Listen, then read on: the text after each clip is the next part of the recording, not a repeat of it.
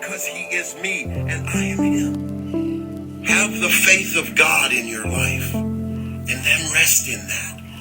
Be the branch that is connected to the vine. You see, that's the glory of God.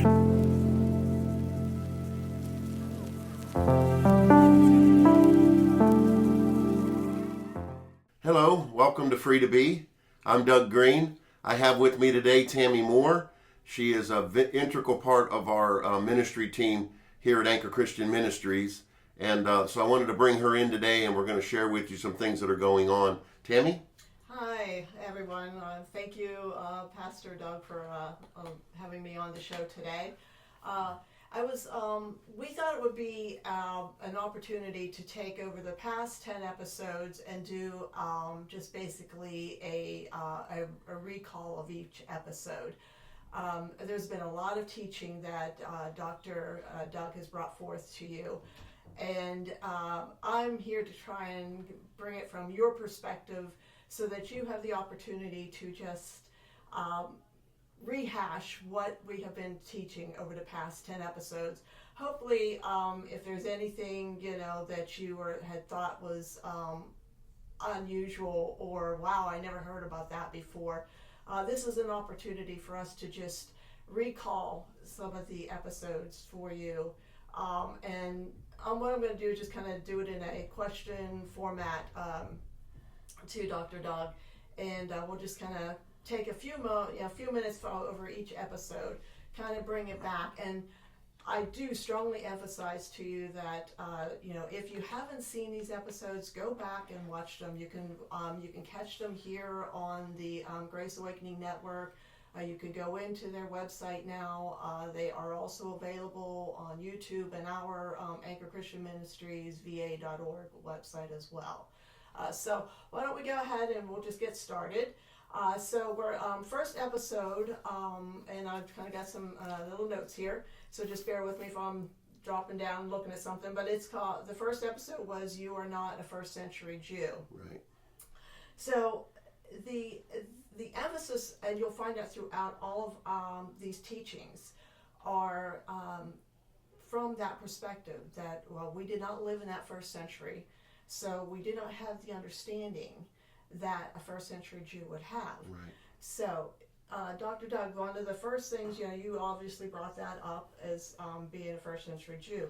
When you first brought this episode, you talked about Pilate and how Pilate asked a question to Christ about what is truth.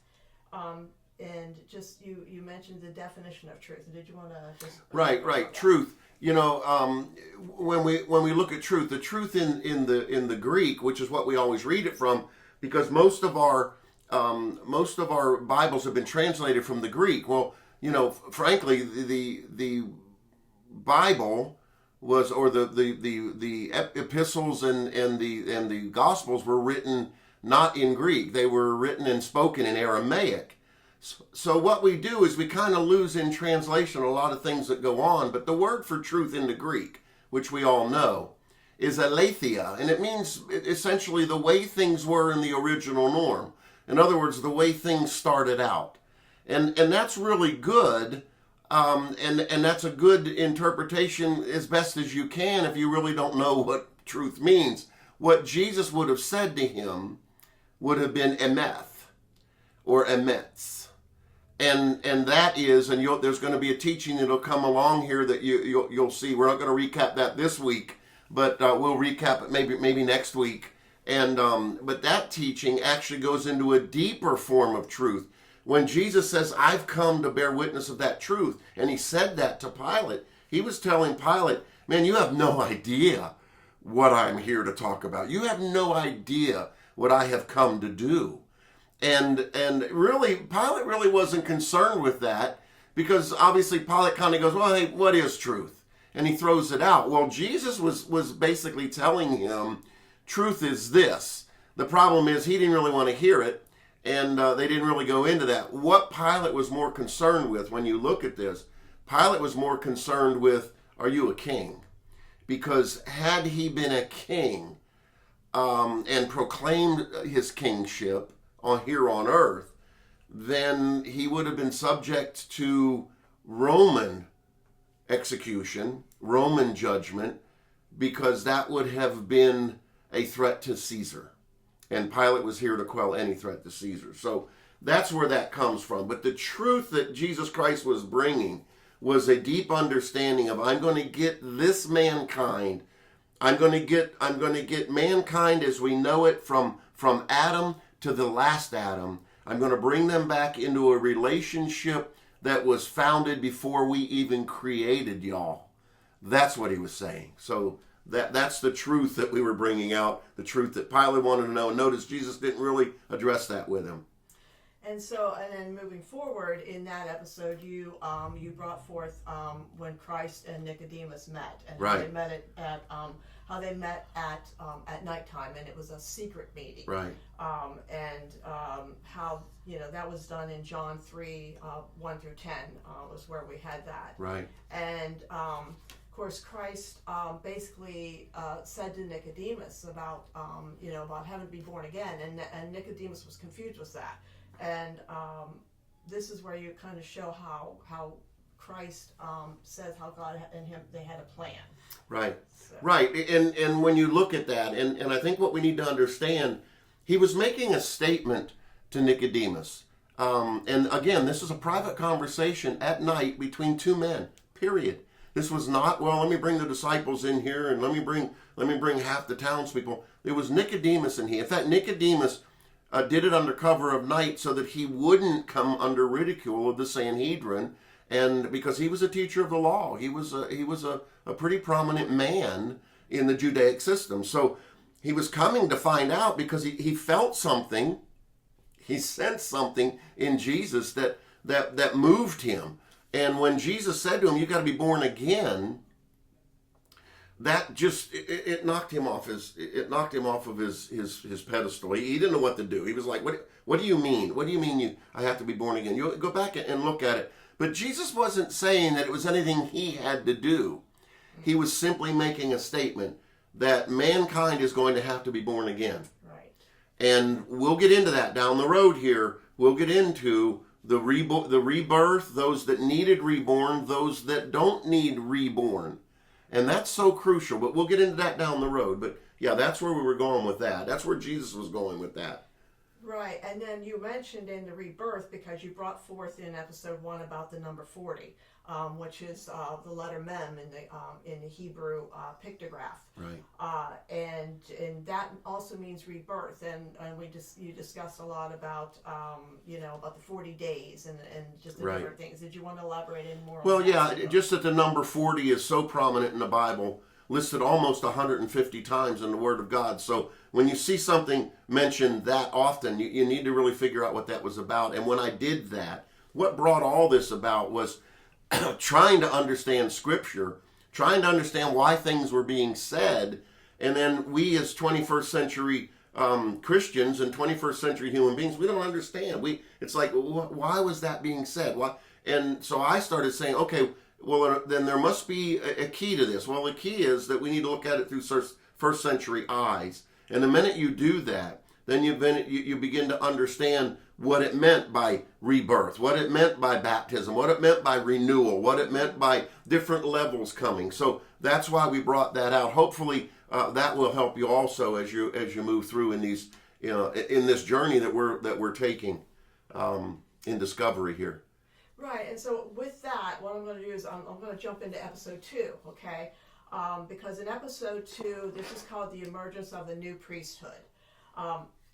This is a great teaching, by the way, so please, if you have an opportunity and you haven't listened to this message, go back and listen to it. But you mentioned, you kind of did a quick, at the very beginning of episode 2, you did mention Yom Kippur. Right. And you did about the Day of Atonement and what right. that meant. So you kind of, you mentioned at the end of episode 1, so I'm kind of like throwing that into this one because it ties in with what the message was with episode 2. Right. And that being this was about the mikvah, which was a ceremonial pool, okay?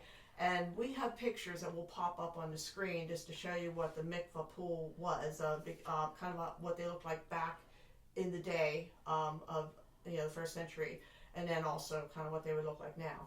But if you want to go ahead and just mention, because that talked about the Day of Atonement and then the baptism. Right. Well, the Day of Atonement, first off, the word atonement, it's used in Old Testament and it's used in the New Testament, but it was a non-existent word in that day. There was no word for atone. That was a word that came as Bible translators began to translate. Wycliffe, if I'm not mistaken, it was Wycliffe that translated or gave a word atonement and said, let's use that for Yom Kippur, and then let's use that in the New Testament. The problem is that the word atone, when you look at these things, the root word of that means that you kind of have to give a penance. You have to make things right. And the real fact of the matter is God made things right through Jesus Christ. We have been reconciled. Well, you don't understand that unless you can have an understanding of what they felt they needed to do, and then God would come along later and say, I never told you you needed to do that, but he honored it. See, God honors a lot of the things we do that aren't necessary in our lives, but we think we have to do it because somewhere along the line in the Bible we've been told you got to do that. Well, I'm trying to bring a little bit of freedom so you understand that. The word atonement or the word Yom Kippur means day, Yom, and Kippur, the day of covering. That's all it means. It was the day that they would apply the blood on the actual Ark of the Covenant and they would cover their sin. That's all that meant. But in the Hebrew understanding, it was the day of closeness to God. And many Hebrew teachings, if you go and just get online and look up Day of Atonement, it will inevitably take you there to closeness to God, because and it's in another teaching that I just recently did, and you'll get it online here. May have already looked at it, but this teshuvah is the word for repentance. It has nothing to do with the repentance we've been taught, nothing to do, but it literally brought them close to God. It neared them, and they literally believed as close as the angels were on Yom Kippur. So it was a beautiful thing. And again, we get into that study and bring that out a little deeper. So in that teaching, then the mikvah pool, and you explain about the waters from heaven and the waters from earth, and right. that's a beautiful teaching and a deep understanding, which if you've never heard that before, it just brings a whole new understanding of what that was. Right. And then you talked in that as well about this was important in episode 2, is the transfer of the priesthood. So if you would go elaborate on that. Right. Well, that was the one thing that Christ came to do, and there had to be a new priest. I mean, he is our high priest. When we get into this, which we will, when we get into the epistles, when we get into Hebrew, the book of Hebrews, and we get into other things, you'll see where he becomes our high priest. And this is where the transference took place, though. A lot of people don't know, and I talk about it here, and I'll only mention it here briefly, but John the Baptist was a Levite. Therefore, he had rights of the Levitical priesthood. He was never a high priest, but he had the priesthood rights. So the symbolism here, again, there's typology, there's imagery, there's symbolism, there's allegories, there's types and shadows. And I'm telling you that the red letter edition of the Bible is just the red letter edition of the Old Testament, because the New Testament, the New Covenant, didn't come until later down the road. So what was happening here is the transference of that covenant took place on that day. That's why God showed up. That's why when he came out of the water of the mikvah, he said, "This is my son in whom I'm well pleased." The dove ascended. You see that there was a transference there. And even John knew that I must needs decrease, that he can increase. I mean, John just knew that I got to go away. My time is done. Well, you say, the time of John's done? No. The time of the old covenant was done. The new covenant was here. Like I've said in the episodes, there's a new sheriff in town. Yes. So, and that was Christ. So, yes. yeah. That is.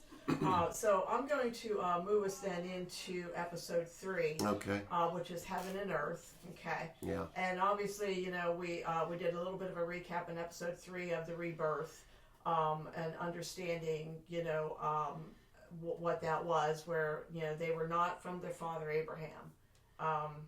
Jesus would show them and what I'm saying here is the Pharisees and the Sadducees. He kind of pointed out to them because they always said that we are from our father Abraham, but he was showing them that they were in fact from their father. And this is also in the heaven and the earth, which I think this is like one of my favorite of the episodes, because this is showing us the temples and just what these temples actually mean. I mean, the significance of just the court and the outer court and even beyond the outer courts. And if you would like to elaborate. And again, go back and see the episode. I think you'll really enjoy it if you haven't watched it yet. But I just want to recap. You need to just understand that in first century day, the Jew understood when you would use the idiom heaven and earth, and see, that's why they use it that way. These are idioms. They had deep meaning. And so when Jesus would say heaven and earth, they knew he was talking about the temple. They knew that in the days of Moses, when the temple was traveling in the wilderness, when the children would move, that if it was at night, the fire would be there, and if it was at day, the smoke would be there. They saw that pillar. They knew that Mount Moriah was the place of the presence of God. It had been ingrained in them. So it wasn't abnormal for Jesus to say heaven and earth. What was abnormal, or not abnormal, but striking to them, was when he said, I'm going to tell you the truth, heaven and earth will pass away before one jot and tittle of this law would come. See, even John the Baptist knew that judgment was coming. He knew it was coming. He mentioned that to the scribes and the Pharisees, or the Sadducees and the Pharisees.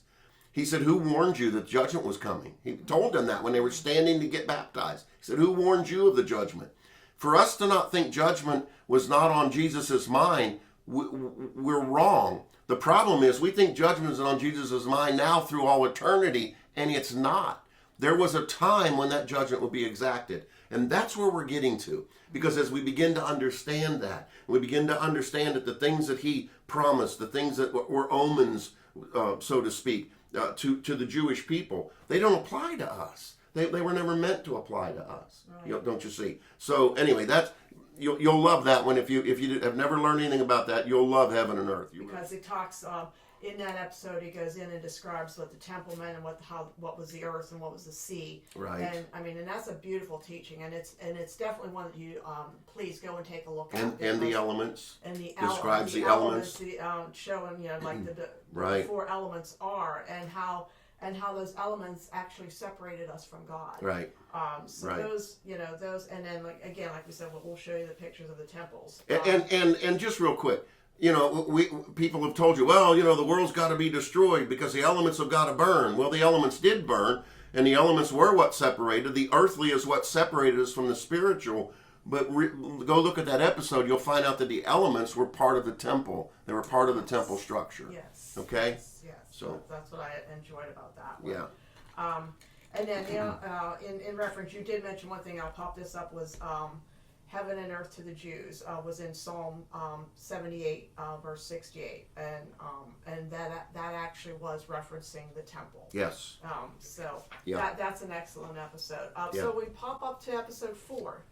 Now we're getting into some really neat, deep teaching. This is the Mountain of Grace. Yeah. This is where Jesus' message was, and again, we want to remember this.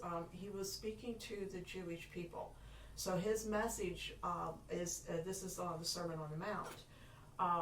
But he was the Messiah that was promised to Israel.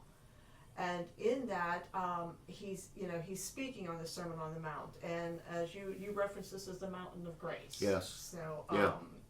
and then just and how he, in the first of Matthew 5, 1 and 2, where he sat down, and he sits down in his authority, and he opens his mouth. And if you want to, no, it's exactly what he did. He sat down, and it's weird that you read that.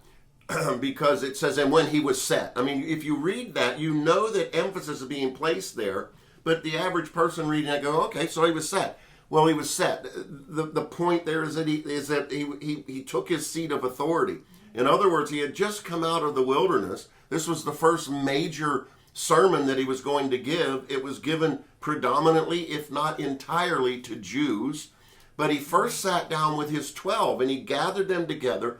And the inference there is that when he took his seat of authority, and it even says he opened his mouth. Well, why did it need to say he opened his mouth? Because the idiom there was when someone would take a seat of authority, that the next words that would come out would be of grave importance. They would be edicts. Okay, when the king sat in his throne and gave an edict, it came out, it had the authority behind it. But also the inference there with opening a mouth is that he would whisper. Yeah. So he literally sat down with the 12, he gathered them together, and he began to speak, and he said, "Blessed are the poor in spirit, for theirs is the kingdom of God." Now, to a Jew who had lived their entire life underneath the weight of law, this was a breath of fresh air. And I don't have time to get into it now and go all through those, but he was literally showing them the grace. He was showing them the way God had intended it to be, and it was in stark contrast to the way that the Jewish law had made it out to be. And he was constantly contrasting, and what he began to do after he gave this glorious dissertation on grace, he would then move into the law, and we'll talk about that in a few moments. But we'll see what he does with that, because he has to amp that up before they could really understand what he was wanting to do. So yeah, he opened his mouth and began to minister just beautiful things to them that had nothing to do with law, that had nothing to do with anything that really was necessary except surrender, except submission. And it isn't submission as a servant. It was literally giving themselves over as a son. Yes. Yeah. So then in episode 5, we'll just kind of move into that, because episode 5 was a continuation of from episode 4, and this was as we call it, law on steroids. So this is where Jesus turns up, like he says, he turns up the heat, like he's got it on a stove, and he gets them to a boiling point, and he's speaking again to the Jewish people, and you're always going to remember that. He's speaking to the Jewish people. It wasn't the Gentiles, because the Gentiles were not under the law at this time. So if you want to elaborate. Yeah, he would literally come out, and I love the way he said it. Because Jesus didn't have to say, "You've heard it said in old times," or "You've heard it said way back when." He didn't have to say it that way. He could have just said, "It is written." He could have delivered it as an edict. What he was trying to do, and I don't think people catch it right away, is he was already removing himself from the law. Yes. He was already removing himself. He was saying, "You've heard it said that you can't do this. You've heard it said that you need to do that. You've heard it said." And now all of a sudden when he comes out, he says, "Yeah, you've heard it said that, and you can't kill. I'm telling you, if you even speak ill against your brother, if you even speak something that's not right, if you intentionally cut off somebody from your field of purview, if you just cut them off, then you're in danger of, you've murdered them." And they're like, "Whoa, wait a minute, I don't ever kill anybody." But come on, let's be honest, we've all shut somebody out intentionally of our lives, and we don't speak to them, or we say, they're an idiot. Oh. Yeah. So now all of a sudden you're realizing, whoa, well, he told them right before this, he says, "You know what, your righteousness is going to have to exceed that of the scribes and the Pharisees." Well, who were the scribes? The scribes wrote the law. Listen, I found this out recently, and this is fresh. The scribes wrote the law, and the Pharisees most of them couldn't read. Okay. So what they would do is they would go to the scribes, and the scribes would tell them what the law said. And then the Pharisees would go and that's why when they heard Jesus speaking, they were going, "Whoa, he's not even citing references to a scribe, or he's not saying that this rabbi, this is coming right from him or from God through him." And it moved them in a way that they had never heard. And again, this is a man that's 30 years old. Right. I mean, this isn't a 40-year-old man who had reached that next level and was considered worthy to speak. So that's why a lot of the scribes or the Pharisees and the Sadducees scoffed at Jesus. Like, who's this guy think he is? He's only 30 years old. You know, I'm 60 and I've got a beard. And I mean, I'm telling you, a lot of tradition that went on in that. But the real fact of the matter is, and the beauty that I find in that, is that Jesus turned it up, and he did it with everything that he spoke about. We won't get into all of those, but he literally turned up the heat to where they were really going, whew, like I said, they were percolating, man. They were like, okay, you know, I hope he goes somewhere with this, because otherwise, whew, look at the time. You know, I got to go, right? So anyway, Tam, go ahead. This is like I said, it's a recap of the first 5 episodes. They're amazing teachings. There's so much in each teaching. Please go back and listen to them again. We will come back next week and we'll go over the episodes 5 through 10 because we now have 10 episodes up and ready for everyone to view. We hope you are enjoying them. I thank you, Dr. Doug, for letting me come on today with you. Absolutely. Thanks for being here. We really enjoyed it. And hey, I've had a great time. I know Tammy has too. And until we see you again, God bless you. God bless. Thank you for watching Free to Be with Dr. Doug Greene.